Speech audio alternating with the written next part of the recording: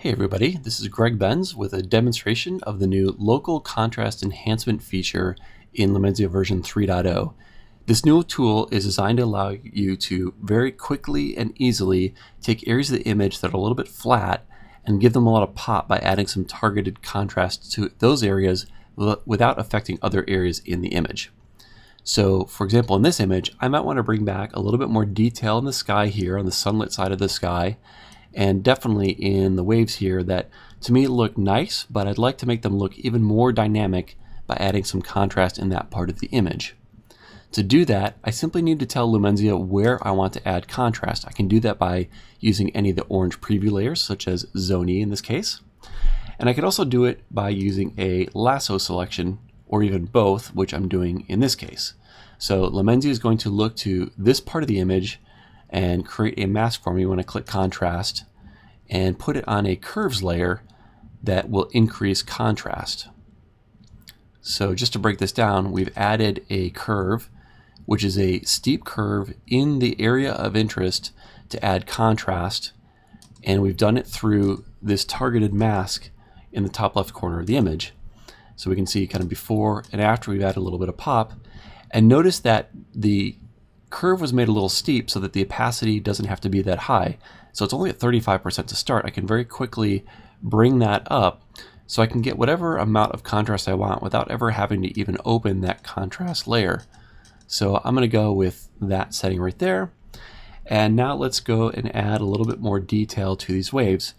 And to me, there's kind of two tonal areas. There's the darker parts of the waves, and then there's the frothy white part. So I'm going to select these in essentially two different areas here. And I'm probably being a little overly cautious because my Wacom pen is not working at the moment. I struggle with the mouse. But I'll click on contrast. Same idea. Lumenzia will look at the selected area and automatically apply a curve to it. Now notice that there's a little bit of a color shift. So I'm going to undo, and I'm going to do the same thing by holding down the Control key, which is going to create the same result but with a luminosity blend mode, so I won't have that color shift. So we have before and after, and we've added nice detail to those waves. I think really helps draw attention to it. And notice in looking at the curve, again, it's a completely different curve shape than we had for these highlights. So the contrast tool is going to look at whatever area you select and automatically select the appropriate S-curve to bring back contrast for that range of tones. And again, we could play with the opacity on this layer to dial in the amount of contrast we want to add.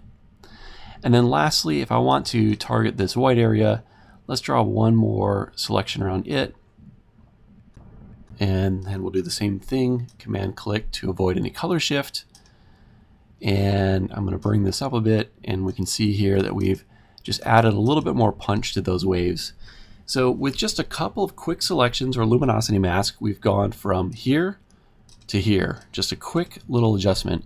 It's a great new tool and has a lot of flexibility. In fact, you can even use it in a targeted fashion. So I've shown you the automated feature, but if you want to fully control what the tool is doing, simply click on contrast without having any selection or orange preview layers active. And just like the range tool, you're prompted to select two values. So let's say we want to bring out texture in this rock. And I can click and find where the brightest point is. Looks like around here. Say OK. And then I can pick a darker spot, which the darkest would be in the shadows here, but I probably just want to pick something around here because that's the range of tones that I want to use. And Lumenzia will automatically create a curve for me based on that range of tones. So this area here, if we look before and after, has increased in contrast. And I can simply throw a black mask on this layer, and then we'll just paint in with a white brush on the affected areas there, or that is the areas where we want to increase contrast. So looking kind of before and after, you can see that very quickly gives us a nice contrast adjustment in the image.